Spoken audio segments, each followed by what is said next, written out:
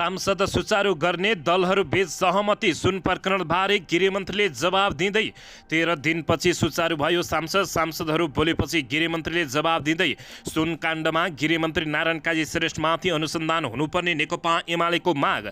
योगेश कुमार भट्टराईको प्रश्न, सुन प्रकरणमा गृहमन्त्री र अर्थमन्त्रीसँग कसले बयान लिन्छ?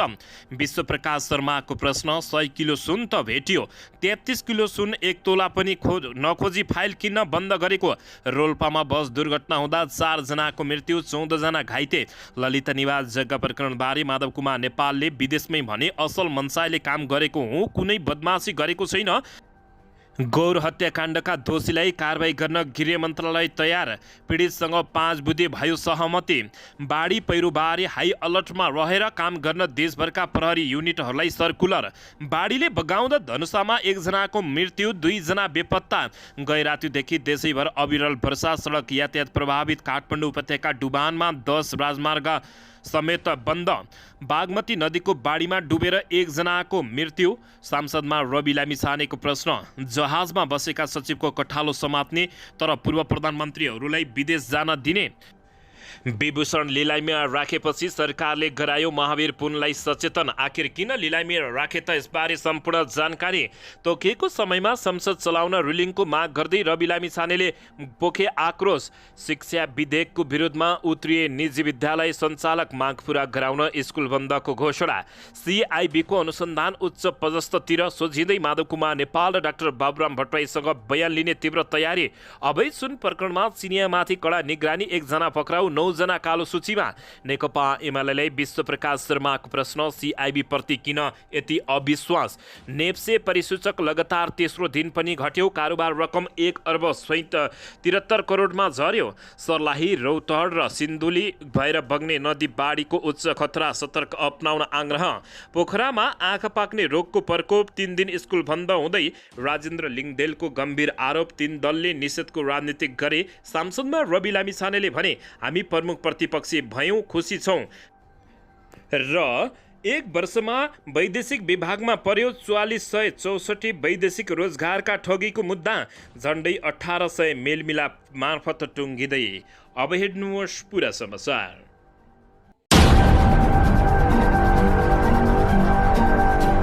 दर्शक महानुभावहरू नमस्कार। नेपाली न्युज टिभीको न्युज बुलेटिन खबरमा यहाँहरूलाई हार्दिक स्वागत छ। सदाझै आज पनि तपाईँहरूमाझ देश तथा विदेशका महत्त्वपूर्ण समाचार अपडेटका साथ उपस्थित भइसकेका छौँ। दर्शक महानुभावहरू, हामीलाई तपाईँहरूले कहाँदेखि हेर्दै हुनुहुन्छ नेपाल भई जिल्ला र ठाउँको नाम लेख्नुहोला। यदि विदेशमा हुनुहुन्छ भने आफू रहेको देशको नाम पनि लेख्न नभुल्नुहोला। र हाम्रो च्यानल नेपाली न्युज टिभीलाई अहिलेसम्म पनि सब्सक्राइब गर्नुभएको छैन भने सब्सक्राइब गर्नुहोला, साथै सँगै रहेको बेल आइकनलाई दबाउन पनि नभुल्नुहोला। आउनुहोस् दर्शक महानुभावहरू, आजको पहिलो तथा विशेष खबरतर्फ लागौँ। दर्शकबिन, प्रमुख प्रतिपक्षी दल नेकपा एमालेको विरोधका कारण 13 दिनदेखि अवरुद्ध प्रतिनिधि सभाको बैठक आज मङ्गलबार सुचारू भएको छ। प्रधानमन्त्री निवास बालुवाटारमा दिउँसो बसेको 3 दलका शीर्ष नेताहरूको बैठकमा भएको सहमतिपछि प्रतिनिधि सभाको बैठक सुचारू भएको छ।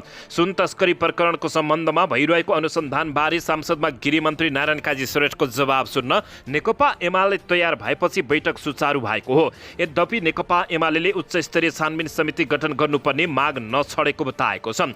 गृहमन्त्रीको सम्बोधन अघि सांसदहरूलाई दलीय प्रतिनिधित्वको आधारमा आकस्मिक समयमा बोल्न समय दिएको छ। विमानस्थल, भन्सार कार्यालय बाहिरबाट समातिएको सुनबारे छानबिन गर्न उच्च स्तरीय छानबिन समितिको माग गर्दै साउन 10 गतेदेखि नेकपा एमाले प्रतिनिधि सभाको बैठक अवरुद्ध गर्दै आएको हो। त्यस यताका बैठक भने सूचना टाँच गरेर स्थगित गरिएको छ। दर्शकबिन, सुन काण्डमा गृहमन्त्री नारायण काजी श्रेष्ठमाथि अनुसन्धान हुनुपर्ने नेकपा एमाले माग राखेको छ। नेकपा एमाले सुन तस्करी प्रकरणमा गृहमन्त्री नारायण काजी श्रेष्ठमाथि छानबिन गर्नुपर्ने माग राखेको हो। मङ्गलबार बिहान प्रधानमन्त्रीको सरकारी निवास बालुवाटारमा सांसदको गतिरोध अन्त्य गर्न बसेको 3 दलका शीर्ष नेताहरूको बैठकपछि नेकपा एमालेका सचेतक महेश बर्तौलाले सुन तस्करी बारे पहिले नै सूचना पाउँदा पनि गृहमन्त्री नारायण काजी श्रेष्ठ मुख दर्शक भएर बसेको आरोप लगाएका छन्। राजस्व अनुसन्धान अनुसन्धान विभागले सुन तस्करी हुँदैछ भनेर पहिले नै प्रधानमन्त्री पुष्पकमल दाहाल प्रचण्डलाई सूचना गराएको थियो भनेको छ। उनले भने प्रश्न गरेका छन्, प्रधानमन्त्रीलाई सूचना आउँदा गृहमन्त्रीलाई थाहा हुन्छ कि हुँदैन, अर्थमन्त्रीलाई थाहा हुन्छ कि हुँदैन, यसकारण गृहमन्त्री पदमाथि पनि छानबिन हुनुपर्दछ उनले माग गरेका छन्। उनले सुन तस्करी प्रकरणमा गृहमन्त्रीबाट चित्तबुझ्दो जवाब आएपछि मात्रै सांसद चल्न दिने होइन भने नदिने उनले बताएका हुन्। दर्शक महानुभावहरू, यसैबीच यता नेकपा एमालेका सचिव योगेश कुमार भट्टराईले सुन तस्करी प्रकरणमा गृहमन्त्री र अर्थमन्त्रीमाथि नै छानबिन गर्नुपर्ने भएकाले उच्चस्तरीय छानबिन समितिको गठन गर्नुपर्ने माग गरेका हुन्। मंगलबार प्रतिनिधि सभाको बैठकको आकस्मिक समयमा बोल्दै उनले गृहमन्त्री र अर्थमन्त्रीले नै बयान लिनुपर्ने भन्दै अर्थमन्त्रीहरूको नै बयान लिनुपर्ने भन्दै उच्चस्तरीय छानबिन नभने कसले बयान लिन्छ भनेर प्रश्न गरेका छन्। गृहमन्त्री दी तपाईको फिल्ड कमिसनको छ र फिल्ड कमिसनरले तपाईको आदेश मानेको छैन कि फिल्ड कमिसनरले सूचना तपाईले भेरिफाइड गर्नु भएको छैन, भट्टराईले प्रश्न सोधेका हुन्। गृहमन्त्रीसँग कसले बयान लिन्छ? सिआइबीले लिन्छ, राजस्व अनुसन्धानले लिन्छ, उनले प्रश्न गरे। सांसद भट्टराईले अगाडि भने, अर्थमन्त्रीसँग हाम्रो प्रश्न छ, प्रधानमन्त्री कार्यालयसँग हाम्रो प्रश्न छ, राष्ट्रिय अनुसन्धान विभागसँग हाम्रो प्रश्न पनि हाम्रो प्रश्न छ। उनले भने, यात्रा निकाय त्रिभुवन अन्तर्राष्ट्रिय विमानस्थल हुँदा कहाँ सुतेका थिए? यिनीहरूमाथि प्रश्न कसले उठाउँछ? सिआइबीले उठायो, राजस्व अनुसन्धानले उठाउँछ, भन्सार विभागले उठायो, अध्यागमन कहाँ छ, एयरपोर्ट म्यानेजमेन्ट कहाँ छ? यी तमाम विषयको छानबिन नगरिकन यो फाइटिङ हुँदैन उनले बताएका छन्। उनले राष्ट्रिय स्वतन्त्र पार्टीले पनि सुन तस्करी प्रकरणमा जरुरी सार्वजनिक महत्त्वको प्रस्ताव दर्ता गरेको भन्दै उसको भनाइ पनि उच्चस्तरीय छानबिन समिति गठनमै भएको बताएका हुन्। सत्तापक्षका सांसदहरूले पनि उच्चस्तरीय छानबिन समिति गठन गर्नुपर्ने भनेको भन्दै योगेश कुमार भट्टराईले सांसदमा हिप नलगाई भोटिङ गर्न माग गरेका छन्। यदि सांसदले छानबिन समिति बनाउनुहुन्छ भने नेकपा एमालेको आन्दोलन त्यही दिन स्थगित हुन्छ उनले बताएका छन्। दर्शक महानुभावहरू, यसैबीच यता नेपाली काङ्ग्रेसका नेता विश्वप्रकाश शर्माले नेकपा एमालेमाथि प्रश्न तेर्स्याएका छन्। नेपाली काङ्ग्रेसका सांसद विश्वप्रकाश शर्माले करिब 100 किलो सुन बरामद प्रकरणमा सरकार गम्भीर बन्नुपर्ने बताउँदै मंगलबार प्रतिनिधि सभाको बैठकमा बोल्दै उनले सुन प्रकरणको गहिराईमा पुगेर छानबिन गर्नुपर्ने बताएका छन्। एकातिर छानबिन गर्दा अर्कोतिर पनि ध्यान दिन शर्माले सचेत गराएका छन्। सरकारले एउटा पक्षले कमजोरी गर्दा एयरपोर्टबाट सुन बाहिरिए पनि अर्को पक्षले सीमा मङ्गलबाट पक्राउ गर्न सफल भएको उनले बताएका छन्। विमानस्थलबाट सुन तस्करी गर्नु गम्भीर छ, यो सरकारको एउटा पक्षको कमजोरी हो, तर सरकारको एउटा हातले कमजोरी गर्दा अर्को हातले सीमा मङ्गलमा पक्रियो। शर्माले भने, 100 किलो सुन त भेटियो, तर 33 किलो सुनको 1 तोला नभेटी फाइल बन्द भएको छ। एकातिर पनि ध्यान दिएर अनुसन्धान गरेर निष्कर्षमा पुग्नुपर्ने उनले माग गरेका छन्। सांसद सबै समस्याको हल खोज्ने थलो भएको भन्दै उनले सबैलाई यसैलाई विश्वास गर्न चिन्तन गर्न र अवस्थामा राख्ने थलो बनाउन आग्रह गरेका छन्। दर्जनौं समस्या समाधान गर्ने थलो सांसदलाई अवरुद्ध गरेर समस्या समाधान नहुने भन्दै जिम्मेवार बन्न उनले प्रतिपक्षी दल नेकपा एमालेलाई सचेत गराएका छन्। सत्ता र प्रतिपक्ष होइन, सदस्य समस्या केन्द्रित भएर लाग्न शर्माले अपिल गरेका छन्। भ्रष्टाचार विरुद्ध सरकारले फाइल खोल्दै गर्दा दोषीलाई उम्क्याउन खोजेको भन्दै अनावश्यक टिप्पणी नगर्न पनि उनले आग्रह गरेका हुन्। दर्शकबिन, यसैबीच यता राष्ट्रिय स्वतन्त्र पार्टीका सभापति रवि लामिछानेले तोकिएको समयमा संसद चलाउन रुलिङका लागि सभामुखसँग माग गरेका छन्। मंगलबारको प्रतिनिधि सभाको बैठकमा उनले सदन चल्ने समय सभामुख मार्फत सचिवालयले तोकेपछि यही समयमा सदन सुचारू हुनुपर्ने बताएका छन्। 3 दलका 3 नेता बसेर आफूले निर्णय गरेर सांसदलाई बन्धक बनाउन नहुने उनले आग्रह गरेका छन्। उनले संसद चल्ने समयमा नै 3 दलबीच बार्गेनिङ किन सुरु हुन्छ भनेर प्रश्न समेत गरेका छन्। 3 जना नेता मिलेर छलफल गर्नुपर्ने भएपछि अहिले नै बैठक बसेर मिलाउनु पर्ने कुरा किन गर्न सक्दैनन्? उनले भने, रातारात किन गर्न सक्दैनन्? यो बार्गेनिङ सदन चल्ने समयमा नै किन गरिन्छ? उनले प्रश्न समेत गरेका हुन्। सूचना टाँसिसकेपछि त्यो सदनमा घण्टी बज्नु पर्दछ, घण्टी बज्नु पूर्व नै जे मिलाउने हो मिलाइ हुन्छ अगाडि भने उनले भने, प्रत्येक दिन जनताका प्रतिनिधित्वहरू घडी हेरेर सदन कहिले खुल्छ भनेर कुरिरहेका हुन्छन्। उनले भने, केही दलका नेता बसेर यतिका जनप्रतिनिधि प्रतिनिधिका तर्फबाट आफूले निर्णय गरेर सदनलाई बन्धक बनाउन पाइँदैन। सभामुखबाट रुलिङ होस्, कुनै पनि दिन तोकिएको समयमा संसद चल्छ भनेर उनले बताएका हुन्। यसअघि सत्तारूढ दलका नेताले नै बजेट पास नभई सदन चल्न नदिने भनेपछि बार्गेनिङ गरेर सदन चल्न दिएको आरोप पनि उनले लगाएका छन्। उनले भने यो बजेट पास हुन दिन्नौ भनेर सत्तापक्षमा बसेर कराउने मान्छेले खुरुखुरु पास गरेका थिए, त्यो बार्गेनिङ नै थियो त होला नि। उनले भने नत्र यही बेला हो यथास्थितिमा पास किन भयो यसको कारण चाहिन्छ उनले बताएका छन्। यसैबीच यता नेकपा एकीकृत समाजवादी पार्टीका अध्यक्ष माधव कुमार नेपालले बालुवाटार स्थित ललिता निवास जग्गा सरकारको जग्गा सरकारी जग्गा हिनामिना प्रकरणमा आफूले कुनै अनुचित काम नगरेको दावी गरेका छन्। स्विजरल्यान्ड पुगेका अध्यक्ष माधव कुमार नेपालले नितान्त असल मनसायले बालुवाटार विस्तारको काम अगाडि बढाएको उनले दावी गरेका हुन्। ललिता निवासको जग्गा हिनामिना प्रकरणबारे आइतबार सर्वोच्च अदालतले दिएको आदेशबारे आफ्नो केही भनाइ नरहेको उनले बताएका हुन्। एउटा भनाइ छ, न बिराउनु न त डराउनु, मैले केही बिराएको छैन, बदमासी गरेको छैन, भ्रष्टाचार गरेको छैन। उनले भने मैले नितान्त असल मनसायले बालुवाटार विस्तारको मास्टर प्लान अनुसार अगाडि बढाएको हुँ, कुनै अनुचित काम मैले गरेको छैन, मैले राष्ट्रिय सम्पत्ति विरुद्ध र भ्रष्टाचारको पक्षमा कुनै काम गरेको छैन, त्यसो हुनाले मैले अदालतको निर्णयमा केही भन्नु छैन उनले बताएका हुन्। दर्शक महानुभावहरू, यसैबीच सांसदमा रवि लामिछानेले प्रश्न गर्दै जहाजमा बसेका सचिवको कठालो समात्ने, पूर्व प्रधानमन्त्रीलाई विदेश घुम्न जान दिने भन्दै प्रश्न गरेका छन्। राष्ट्रिय स्वतन्त्र पार्टी रासपाले ललिता निवास जग्गा प्रकरणमा सर्वोच्च अदालतले अनुसन्धान गर्न भनिएका पूर्व प्रधानमन्त्री माधव कुमार नेपाललाई विदेश भ्रमणमा जान छुट दिएकोमा आपत्ति जनाएका छन्। मङ्गलबार बसेको प्रतिनिधि सभाको बैठकको आकस्मिक समयमा बोल्दै रासपा सभापति रवि लामिछानेले माधव कुमार नेपाललाई विदेश भ्रमणको लागि छुट दिएकोमा आपत्ति जनाएका हुन्। जहाजको सिटमा बसेका नेपाल सरकारका सचिवलाई कठालोमा समातेर पक्रिन्छ, अदालतले अनुसन्धान गर्नु भनेको भोलिपल्ट पूर्व प्रधानमन्त्रीलाई विदेश भ्रमणमा जान छुट दिन्छ, रवि लामिछानेले आक्रोश गरेका हुन्। ललिता निवास जग्गा प्रकरणमा प्रहरीले सञ्चार मन्त्रालयका सचिव कृष्ण बहादुर राउतलाई पक्राउ गरेको थियो। सर्वोच्चको आदेशले उनी रिहाई भएका थिए। अदालतले छानबिन गर्नु भनेको भोलिपल्ट सोमबार माधव कुमार नेपाल स्विजरल्यान्ड उडेका थिए। लामिछानेले नेता माधव कुमार नेपालमाथि छानबिनका लागि अदालतको आदेश नै आवश्यक नभएको समेत टिप्पणी गरेका हुन्। दर्शकबिन यसैबीच यता राष्ट्रिय आविष्कार केन्द्रका संस्थापक महावीर पुनले विभूषण लिलामीमा राखेपछि सरकारले सचेत गराएको छ। पुनलाई सरकारबाट दिएको विभूषण लिलामीमा राखेपछि गृह मन्त्रालयले पत्रचार गर्दै विभूषण लिलामीमा नराख्न भनेको छ। विभूषण लिलामीमा राख्नु गैर कानुनी हुने र राखीमा रद्द हुने जानकारी समेत दिएको पत्र पुनलाई गृह मन्त्रालयले पठाएको हो। पुनले कीर्तिमय राष्ट्रदीप द्वितीय विभूषण सहित विभिन्न मानव पदवी लिलामीमा राखेको घोषणा गरेका थिए। कृषि सामग्री कम्पनी सञ्चालनका लागि सरकारले प्रतिबद्धता अनुसार सहयोग नगरेको भन्दै उनले विभूषण लिलामीमा राखेका हुन्। तर गृह मन्त्रालयले मानव पदवी अलङ्कार तथा पदक जस्ता विभूषण कसैलाई बिक्री गरेमा, बन्दकी राखेमा कानुन विपरीत हुने र कसैले यस्ता कार्य गरेमा विभूषण रद्द हुने भन्दै गृह मन्त्रालयले सोमबार सूचना जारी गरेको थियो। साथै मङ्गलबार पुनलाई पत्रचार गरेर सचेत समेत गराएको जानकारी प्राप्त भएको छ। दर्शकबिन यसैबीच यता रोल्पामा बस दुर्घटना हुँदा 4 जनाको मृत्यु भएको छ, 14 जना घाइते भएका छन्। मङ्गलबार दिउँसो 1 बजे नाप 5 ख 26-12 नम्बरको बस सडकबाट करिब 50 मिटर तल खसेको थियो। घटनाको थप विवरण आउन बाँकी छ। दर्शक महानुभावहरू, रोल्पामा बस दुर्घटना हुँदा 4 जनाको मृत्यु हुनुका साथै 14 जना घाइते भएपछि सो स्थानमा यति बेला निकै ठुलो त्रास फैलिएको छ। दर्शकबिन यसैबीच यता धनुषामा बाढीले बगाउँदा 1 जनाको मृत्यु भएको छ भने 2 जना बेपत्ता भएका छन्। जिल्लाको मिथिला नगरपालिका 1 अन्दनपुरका 17 वर्षीय अञ्जय यादवको मङ्गलबार 11 बजे बाढीले बगाउँदा मृत्यु भएको छ।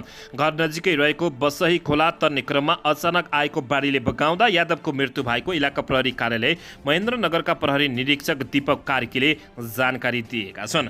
दर्शक महानुभावहरू, देशका विभिन्न स्थानहरूमा बाढी र पहिरोले विटण्ड मचाएको छ। दर्शक महानुभावहरू, यसैबीच यता सुदूरपश्चिममा बर्खासँगै विपद पनि सुरु भएको छ। लगातारको वर्षाका कारण सुदूरपश्चिमका विभिन्न स्थानहरूमा बाढी तथा पहिरोका घटनाहरू बढ्न थालेका छन्। सोमबार राति मात्र कैलालीको गोदावरीमा बाढीले त्यहाँ रहेको पुल क्षेत्रको कटान गर्नुका साथै संरचनामा क्षति पुर्याएको छ। दर्शकबिन यसैबीच बाढी र पहिरोले काठमाडौँमा समेत विटण्ड मचाएको छ। दर्शक महानुभावहरू, काठमाडौँका विभिन्न स्थानहरू जलमग्न भएका छन्। यता रौतहटको गढीमाई नगरपालिका वडा नम्बर 2 का एक वृद्ध व्यक्तिको पनि डुबेर मृत्यु भएको हो। जिल्लाको गढीमाई नगरपालिका वडा नम्बर 2 का 65 वर्षीय शहीद राय भाट बिहान बागमती नदीमा परी सर्लाही बथवा नगरपालिकाको वडा नम्बर 4 स्थित खेतमा काम गरेर फर्किरहेको अवस्थामा बाढीको पानीमा डुबेर मृत्यु भएको हो। यता वर्षाका कारण लुम्बिनी प्रदेशका विभिन्न स्थानहरूमा खसेको पहिरोका कारण राजमार्गहरू अवरुद्ध भएका छन्। लगातारको वर्षाका कारण राजमार्ग क्षेत्रमा खसेको पहिरोले सवारी आवागमन अवरुद्ध भएका हुन्। बुटल स्थित राजमार्ग सुरक्षा तथा ट्राफिक व्यवस्थापन कार्यालयका अनुसार सिद्धार्थ राजमार्ग अन्तर्गत बुटोल पार्पा सडक खण्ड, भालुवान प्युटन सडक खण्ड र लमही घोराई सडक खण्ड अवरुद्ध भएको खबर प्राप्त भएको छ। दर्शकबिन यसैबीच यता प्रधानमन्त्री पुष्पकमल दाहाल प्रचण्डको निर्देशन लगत्तै नेपाल प्रहरी प्रधान कार्यालयले देशैभरि 77वटै जिल्ला तथा माताहतका प्रहरी युनिटलाई विपद व्यवस्थापन, खोज तथा उद्धार लगायत कार्यहरू चुस्त दुरुस्तमा लाग्न सर्कुलर गरी पठाएको छ। प्रहरी महानिरीक्षक वसन्त बहादुर कुँहारले बिहान प्रधानमन्त्रीबाट निर्देशन आए लगत्तै माताहतका सबै युनिटहरूमा सर्कुलर जारी गरेको जानकारी दिएका उनका अनुसार विभिन्न जिल्लामा बाढी र पहिरोले धनजनको क्षति भएको र केही मानिस बेपत्ता भएको पनि जानकारी आएको बताउँदै प्रभावित क्षेत्रमा जो खोज तथा उद्धारमा प्रहरीको टोली सक्रियताका साथ लागिरहेको समेत बताएका हुन्। खोज तथा उद्धार लगायत विपद व्यवस्थापनमा कुनै पनि कमी हुन नदिन र नागरिकको जीव धनको जोगाउन कार्यालयलाई पहिले प्राथमिकतामा राख्न भनेर माताहतका प्रहरी कार्यालयमा सर्कुलर पठाइएका छौँ। घटनास्थलमा खोजी तथा उद्धार जारी छ। सावधानी सचेतनाका विषयमा पनि सचेत गराइएको छ, महानिरीक्षकले बताएका हुन्। आज बिहान प्रधानमन्त्री दाहालले प्रहरी महानिरीक्षक कुँवरलाई वर्षायाममा प्राकृतिक प्रकोपबाट हुन सक्ने सम्भावित क्षतिप्रति सचेत हुँदै विपद व्यवस्थापनको पूर्व तयारी प्रभावकारी बनाउन निर्देशन दिएका थिए। उनले खोज उद्धार राहत र पुनर्स्थापनाका काममा सक्रिय हुन पनि निर्देशन दिए। दर्शकबिन यसैबीच राजेन्द्र लिङदेलले आरोप लगाउँदै 3 दलले निषेधको राजनीति गरेको बताएका छन्। राप्रपाका अध्यक्ष तथा सांसद राजेन्द्र लिङदेलले सांसदहरूलाई 3 दलले बन्धक बनाएको भन्दै आपत्ति जनाएका छन्। मङ्गलबार बसेको प्रतिनिधि सभाको बैठकमा उनले काङ्ग्रेस, एमाले र माओवादी केन्द्रले सांसद र देशलाई नै बन्धक बनाएको भन्दै आपत्ति जनाएका हुन्। समावेशी संविधान बनाएको र सोही अनुसार सांसद पनि गठन भएको भन्दै उनले तर 3 दलले निषेधको राजनीति गरेको आरोप लगाएका छन्। सहकारी पीडित सङ्घर्षमा उत्रिएको जानकारी गराउँदै अध्यक्ष राजेन्द्र लिङदेलले उनीहरूलाई न्याय दिन सरकारले नसकेको बताउँदै देश र जनताका विभिन्न समस्याबाट पीडित भइरहँदा प्रमुख 3 दलबीच भागभण्डा भने सहमति हुने गरेको उनको भनाइरहेको छ। प्रतिपक्षी दल मात्र होइन, सरकार पनि सांसद नचलोस् भन्नेमा रहेको अध्यक्ष राजेन्द्र लिङदेलले आरोप लगाएका छन्। यता सांसद रवि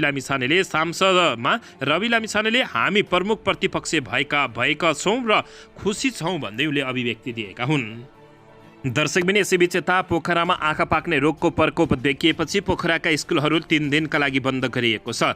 आँखा पाक्ने रोग विशेष गरी बालबालिकामा धेरै देखिएकाले विद्यालयहरू बन्द गर्ने निर्णय गरेको पोखरा महानगरका वरिष्ठ शिक्षा अधिकारी बद्रीनाथ सुवेदीले बताएका छन्। आँखा पाक्ने रोगले विद्यालय आउने विद्यार्थीको सङ्ख्या घटिरहेको छ। उनले भने रोग नफैलियोस् भनेर हामीले सबै विद्यालयलाई 3 दिन बन्द गर्ने निर्णय गरेका छौँ। पोखराका मेयर धनराज आचार्यको संयोजकत्वमा सोमबार बसेको समय सरकारवालाको बैठकले विद्यालय बन्द गर्ने निर्णय गरेको सुवेदीले बताएका छन्। गण्डकी प्रदेशमा आँखाको उपचार गर्ने मात्र अस्पताल हिमालय आँखा अस्पतालमा अहिले दैनिक 1400 जनासम्म बिरामी आउने गरेका छन्। अस्पतालको क्षमता दैनिक 800 जनालाई सेवा दिने भए पनि अहिले कर्मचारीको अतिरिक्त समय घटाएर उपचार सेवा दिइरहेको अस्पतालका स्वास्थ्य निर्देशक डाक्टरले बताएका छन्। अस्पतालको क्षमता दैनिक 800 जनालाई सेवा दिने भए तापनि अहिले कर्मचारीको अतिरिक्त समय घटाएर उपचार सेवा दिइरहेको अस्पतालका स्वास्थ्य निर्देशक डाक्टर इलियास श्रेष्ठले बताएका हुन्। गण्डकीका सरकारी र निजी अस्पतालमा आँखाको विशेषज्ञ सेवा उपलब्ध छैन।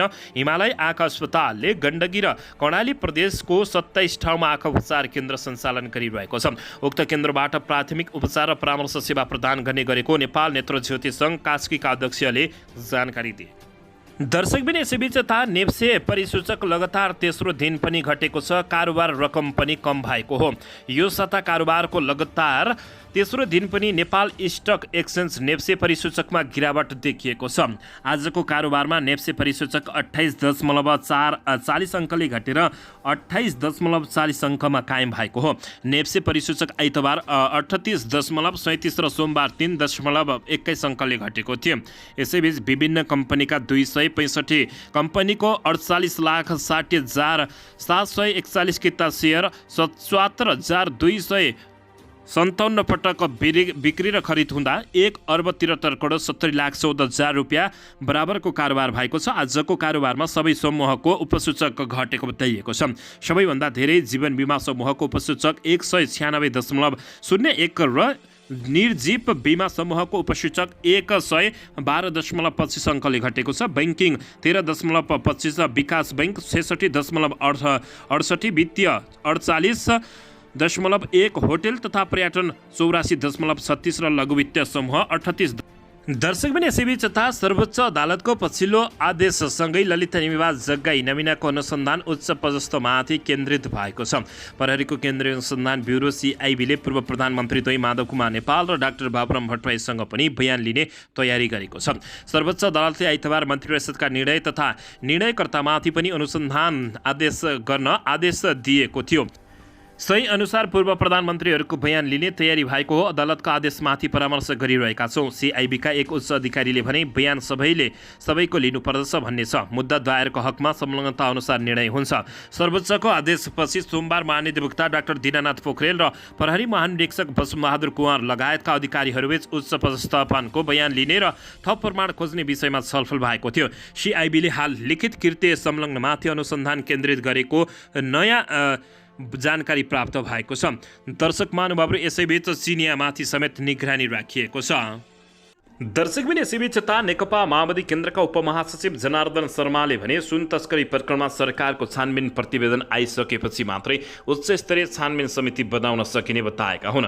नयाँ बानेश्वर स्थित सोमबार सङ्घीय संसद भवनमा सञ्चारकर्मीहरूसँग कुराकानी गर्दै उपमहासचिव शर्माले सुन तस्करी प्रकरणको जालो पत्ता लगाउन सरकार लागि परिरहेको बताएका छन्।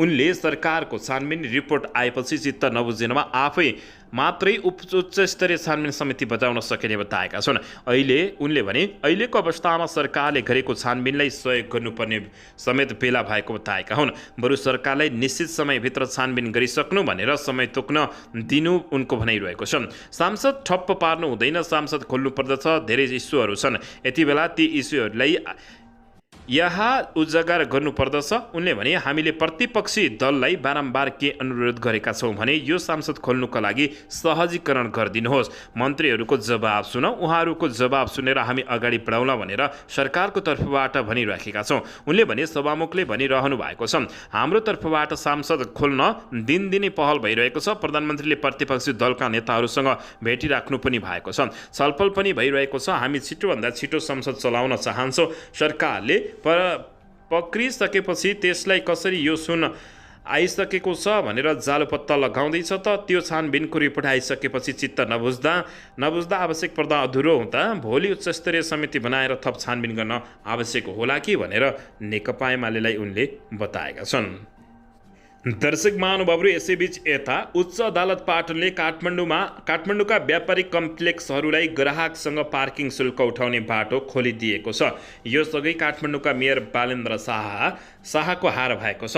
काठमाडौँ महानगरपालिकाले व्यावसायिक कम्प्लेक्सहरूले ग्राहकहरूसँग पार्किङ शुल्क उठाउन पाउने कानुनी व्यवस्था गरेको छ। उक्त निर्णय विरुद्ध व्यावसायिकहरूले दिएको रिटमाथि सुनवाई गर्दै सोमबार न्यायाधीश राजेन्द्र खरेलले एकल इजलासले काठमाडौँ महानगरपालिकासँग लिखित जवाफ गरेको छ। त्यस्तै 30 साउनमा दुवै पक्षलाई अन्तरिम आदेशका लागि छलफलमा बोलाएको हो। तर 30 साउनसम्म व्यापारिक कम्प्लेक्सहरूभित्र पनि रहने पार्किङ स्थलहरूमा पार्किङ शुल्क लिने सम्बन्धमा कुनै हस्तक्षेप नगर्न काठमाडौँ महानगरपालिकाका नाममा अल्पकालीन अन्तरिम आदेश दिएको जानकारी प्राप्त भएको छ। दर्शकबिन अन्ततः काठमाडौँका मेयर बालेन्द्र शाहहरूले दोकान तथा कम्प्लेक्सका अगाडि भएका पार्किङहरूमा गाडी राख्दा शुल्क नलाग्ने भनेर घोषणा समेत गरेका थिए। दर्शकबिन यसैबीच नेपाल समाजवादी पार्टीका अध्यक्ष एवं पूर्व प्रधानमन्त्री डाक्टर बाबुराम भट्टराईले गणतन्त्र ल्याए पनि जनतालाई साथ दिन नसकेको स्वीकार गरेका छन्। सोमबार काठमाडौँमा आयोजित भू राजनीतिकले नेपालमा पर्ने असर, नयाँ पुस्ताको आगामी कार्यभार विषयक नयाँ पुस्ताले खुल्ला बहस कार्यक्रममा डाक्टर बाबुराम भट्टराईले देश बलियो नबने गणतन्त्र राष्ट्रिय त केही पनि नरहने समेत बताएका हुन्। नेता भट्टराईले लोकतन्त्र गणतन्त्र त ल्याइयो तर जनतालाई साथ दिन सकिएन, हिमाल पहाड तराईका मानिसहरूलाई जोड्ने काम भएन, मुख्य रूपमा आर्थिक विकास र समृद्धिले सबै नयाँ पुस्ताहरूलाई यहाँ एउटा सपना पूरा गर्न सकिन्छ भन्ने देखाउन सकिएन भने देश बलियो बन्दैन, देश बलियो रहँदैन। उनले भने यसले न गणतन्त्र रहन्छ न त राष्ट्रियता रहन्छ। डाक्टर बाबुराम भट्टराईले देश छोडेर विदेश जाने युवाहरूको लहर एकदमै डरलाग्दो भएको बताउँदै यस्तो बेला राजनीतिको प्रश्न गम्भीर भएर आउन जस्तो लागेको पनि उनको अनुमान रहेको छ। दर्शक महानुभावहरू, यसैबीच यता सुरुङ मार्ग ब्रेक थ्रू सँगै यातायातमा नयाँ युगको सुरुवात भएको छ। दर्शकबिन, नागढुङ्गा सुरुङ निर्माण आयोजना अन्तर्गत अल्पकालीन उद्धार सुरुङ रेस्क्यु टनेलको सोमबार ब्रेक थ्रू भएको छ। उक्त सुरुङ मार्ग वारपार छिचोलिएसँगै मुलुकको यातायात क्षेत्रमा नयाँ युगको सुरुवात भएको बताइएको छ। नेपालको यातायात क्षेत्रको पहिलो आधुनिक सुरुङ मार्ग निर्माण थालिएको 3 वर्ष 7 महिनामा अल्पकालीन सुरुङको आज ब्रेक थ्रू गरिएको हो। नागढुङ्गा सिस्नेखोला सुरुङ मार्ग अन्तर्गत उक्त सुरुङको आज भौतिक पूर्वाधार तथा यातायात मन्त्री प्रकाश ज्वाला, नेपालका लागि जापानी राजदूत किकुता याकुताले दुवै देशको सांस्कृतिक अनुसार पूजा गरेर ब्रेक थ्रू गरेका हुन्। सो अवसरमा भौतिक राज्य मन्त्री नन्द चपागाई, सडक विभागका महानिर्देशक सुनिल कुमार ढकाल, महामन्त्रालयका सचिव केशव कुमार शर्मा, सञ्चारकर्मी, सो क्षेत्रका स्थानीय तथा प्रमुख लगायत सुरुङभित्रै सहभागी रहेका थिए। मुख्य सुरुङ सिचल्न बाँकी नै भए पनि अल्पकालीन सुरुङ भने सिचुलिएको हो। अल्पकालीन मुख्य उद्धार सुरुङको सफल ब्रेक थ्रू उत्सवका अवसरमा मन्त्री ज्वालाले यो शुभारम्भ ऐतिहासिक र गौरवपूर्ण दिन भएको बताउँदै उनले केही समयपछि मुख्य सुरुङको पनि ब्रेक थ्रू हुने र 1 वर्षमा सुरुङ मार्गमा यातायात सवारी साधन चल्ने समेत उनले ठोकुवा गरेका हुन्। दर्शक पनि यसैबीच ललिता निवास जग्गा प्याम भित्रको जग्गा हिनेमिना प्रकरणमा नेपाली काङ्ग्रेसका केन्द्रीय सदस्य विजय कुमार गक्सेदार विरुद्ध पक्राउ पूर्जी जारी भएको छ। काठमाडौँ जिल्ला अदालतले आइतबार गक्सेदार सहित 4 जना पूर्व मन्त्रीहरू विरुद्ध पक्राउ पूर्जी जारी गरेको केन्द्रीय अनुसन्धान ब्युरोका 1 जना अधिकृतले जानकारी दिएका छन्। ब्युरो स्रोतका अनुसार पूर्व मन्त्रीहरू डम्बर बहादुर श्रेष्ठ, चन्द्रदेवी जोशी र सञ्जय कुमार शाह विरुद्ध पक्राउ पूर्जी जारी भएको छ। ललिता निवासको सरकारी जग्गा हिनेमिनाका प्रकरणमा पूर्व मन्त्रीहरूले सरकारी लिखित कृत्य गरेर व्यक्तिको नाममा लैजान भूमिका खेलेको आरोप रहेको छ। दर्शकबिन, विजय कुमार गक्सेदार 2067 सालमा भौतिक योजना तथा निर्माण मन्त्री रहेका थिए। 2067 असारमा भौतिक योजना तथा निर्माण मन्त्रालयमा शाखा अधिकृत हुँदा हाल सञ्चार मन्त्रालयका सचिव कृष्ण राउतले विशिष्ट व्यक्तिहरूको निवास विस्तार सम्बन्धमा गुरु योजना तयार गर्ने प्रस्तावको टिप्पणी उठाएको बताइएको छ। राउतले उठाएको टिप्पणीलाई तत्कालीन सहसचिव नारायण गोपाल मङ्गोलले राय सहित भौतिक योजना तथा निर्माण मन्त्रालयका तत्कालीन सचिव दीप बस्नेतकहाँ पेश गरेका हुन्।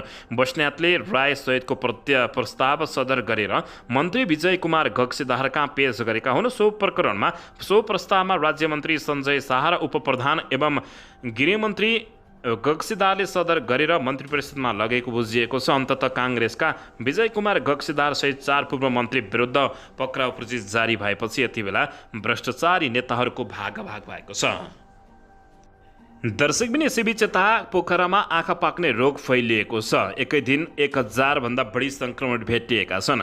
कुनै बेला सेतो पुतलीको झुसले आँखामा हुने संक्रमण सपुका बिरामीले पोखराको हिमालय आँखा अस्पताल भरिभरै हुन्थ्यो। यति बेला भने आँखा पाक्ने रोग एडिनो भाइरस कन्जन्टिभिटीका बिरामीहरूले अस्पताल भरिएको छ। आँखा पाक्ने रोगले बिरामीहरूको सङ्ख्या यही सातामा मात्रै तेब्बरले बढेको छ। औसतमा 400-500 बिरामी आउने अस्पतालमा पछिल्लो 2 दिन यता मात्रै 1000 भन्दा बिरामी आँखा पाक्ने रोगको उपचार गर्न अस्पताल आएका छन्। पछिल्लो समय यो रोग यति तीव्र रूपमा फैलिएको छ कि त्यसलाई नियन्त्रण गर्न भनेर पालिकाहरूले विद्यालय नै बन्द गर्न थालेका छन्। नवलपुरको कावासोती नगरपालिका र होप्सीकोट गाउँपालिकाले सोमबार नै 4 दिनका लागि भनेर विद्यालय बन्द गरेका छन्। तनहुँको सुप्ले गण्डकी नगरपालिका स्थित खैरेनी माध्यमिक विद्यालय र पञ्चमुनि देवी माध्यमिक विद्यालय बन्द गरिएका छन्। खैरेनीटार माध्यमिक विद्यालय साउन 24 गतेसम्म बन्द भएको छ भने पोखरामै पनि राम बजारमा रहेको एक विद्यालय बन्द गरेको जानकारी प्राप्त भएको छ।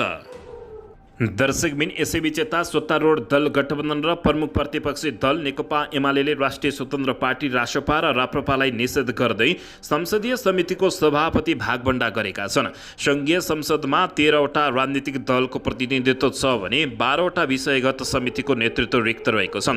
निरन्तरको छलफलपछि प्रमुख दल नेपाली काङ्ग्रेस, नेकपा एमाले र माओवादी केन्द्रले संसदीय समितिमा सभापति भागभण्डा गरेका छन्। प्रमुख प्रतिपक्षी दल नेकपा एमालेका सचेतक महेश बर्तौलाका अनुसार नेकपा एमाले 3वटा समितिको सभापति लिने सहमति भएको छ। प्रतिपक्षी दल नेकपा एमाले सार्वजनिक लेखा समितिको सभापतिमा नेकपा एमालेको दाबी स्वाभाविक रहेको छ। यसबाहेक प्रतिनिधि सभा अन्तर्गतको महिला तथा सामाजिक समितिको नेतृत्व पाउने बताइएको छ। दुवै सदनको संयुक्त समिति राज्यका निर्देशक सिद्धान्त, नीति तथा दायित्वको कार्यान्वयन, अनुगमन तथा मूल्याङ्कन समितिको सभापति पनि नेकपा एमाले पाउने बताइएको छ। दर्शक महानुभावहरू, यसैबीच अन्ततः संसदीय समितिको सभापतिमा रासपा र राप्रपालाई निषेध गरिएको छ। 3 ठूला दलले हालीमुहाली गरेका छन्। दर्शकबिन यसैबीच यता पोखरा महानगरपालिकाले लामे आहालमै मङ्गलबारदेखि फोहोर लैजाने भएको छ। अवरोध भए बल प्रयोग गर्ने बताइएको छ। पोखरा महानगरपालिकाले मङ्गलबारदेखि फोहोर उठाउने भएको छ।